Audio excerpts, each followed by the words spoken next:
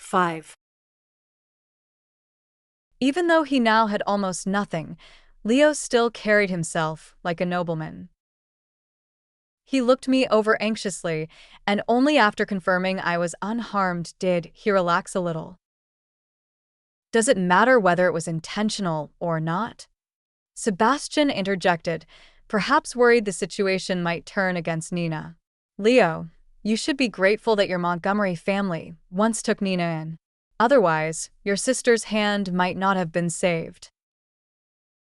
Sebastian's voice was calm, yet it sent chills down one's spine. Male leads in CEO romance novels often appear to operate as if the law doesn't apply to them. Forget about breaking a hand.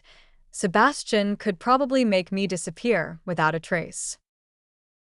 Nina looked at Leo with a complicated expression and said, "If there's anything you need from the company, just let me know. I can help you." "Lady, I cannot accept you calling me brother," Leo said with a sneer. "You've already paid off the Montgomery family's debt of gratitude with $500,000. From now on, when we meet, there's no need for greetings. Let's just act like strangers." A flicker of hurt flashed in Nina's eyes. She pursed her lips but said nothing. Suddenly, I recalled a detail from the original story. In the book, Nina had a secret crush on Leo. 6. Leo had always been kind to the original host and Nina since they were children. Nina, who spent 2 years in an orphanage, was often bullied because of her good looks. So, after arriving at the Montgomery family's home, she quickly fell for the handsome, kind-hearted, and well-off young man who showed her such care. At first, due to her young age, it was simply a sense of possessiveness. As she grew older, that possessiveness gradually turned into affection. But for Leo, Nina was the little sister he had watched grow up. Naturally, he never entertained any thoughts beyond sibling affection. Moreover, Nina was still in high school at the time, so Leo decided to keep an appropriate distance to avoid letting her develop deeper feelings. Looking back carefully now, Nina and the Montgomery family had likely already developed a rift by then. With that in mind, I looked up at Nina. "Nina, ever since you joined the Montgomery family, I've truly thought of you as an older sister." Perhaps when Mr. and Mrs. Montgomery adopted Nina, they genuinely wanted Sophia to have a companion. But Sophia never saw Nina in that light. Before the Montgomery family's downfall, Sophia had always treated Nina like a sister. "Since we were kids, whatever I had, you had too. Mom, Dad, and your brother always treated us equally, never playing favorites. I don't know why you'd think otherwise, but what you said really broke our hearts. As my brother said, from now on, let's just be strangers." But I knew this was nearly impossible. Nina's family believed Nina had been wronged by the Montgomery family.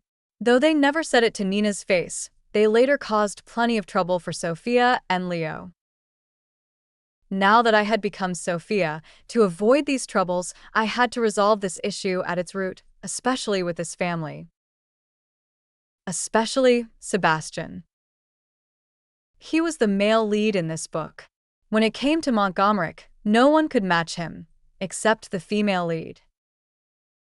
With him helping Nina, Leo, and I would likely be at their mercy.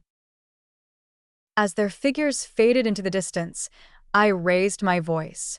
"Nina, even though my brother was ungrateful and turned you down back then, given how long you've cared for him, I hope you'll show mercy and spare our family."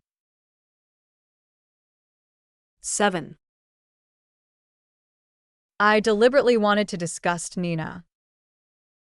In the original book, Nina never mentioned this to Sebastian.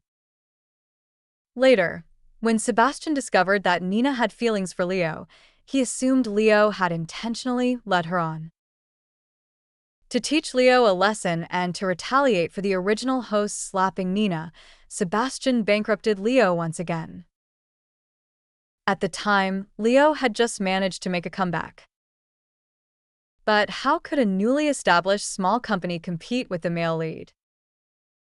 As a result, Leo fell into despair, drinking heavily every day, and eventually died from alcohol poisoning. How did you know? Leo asked me in disbelief. I sat down, clutching my chest. Brother, I know a lot of things. Leo fell silent for a moment before saying, Sophia, I have a friend with an estate overseas. Why don't you stay there for a while? Leo wanted to send me away.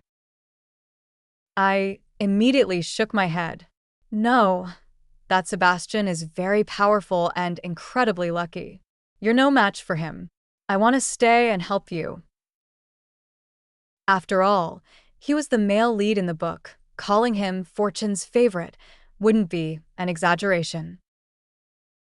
Leo was just a supporting character. He was no match for Sebastian. But I knew the plot and was aware of the illegal things Sebastian had done.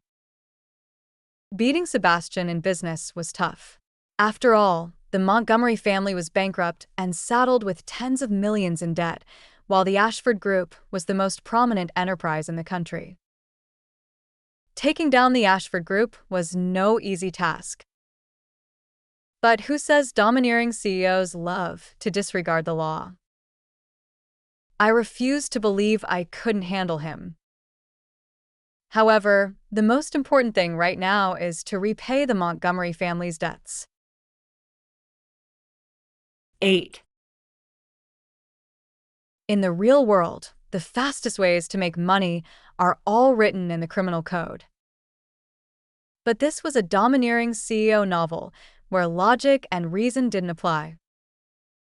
I recall a plot point. On Nina's birthday, she bought a lottery ticket on a whim and won a full $100 million. But now I was going to try my luck. Hey, can you get into Mom and Dad's bank statements? Could you send me a copy? I asked, tugging at Leo's sleeve. Leo hesitated for a moment before nodding. I can get them. What do you need them for? I gave a faint smile. Our family has so many debts to pay off. We need to find a way to collect what's owed to us. Collect debts. Leo looked puzzled, then seemed to realize something. He sighed softly. Sophia, let it go. After all, she was once your sister. We can't let this slide, I said firmly. She spent so much of our family's money, and she thinks $500,000 can buy her way out? Nothing comes that easy. Worried that Leo might be too soft-hearted, I added, if you had come back even a moment later that day, Nina's boyfriend might have really broken my hand. Are you sure you still want to let it go? Hearing me bring up the past, Leo fell silent. He quickly retrieved my parents' bank statements. It took me 3 full days to sort through the statements. I have compiled a list of all the major expenses the Montgomery family has incurred for Nina over the years. You never realize how much it adds up until you calculate it. In just 20 years, the Montgomery family had spent millions on Nina. The ridiculous part was that after returning to the Yen family, Nina thought $50,000 would settle it. I've never seen a more miserly female lead. So, armed with the statements, I went alone to Nina's family to collect the debt.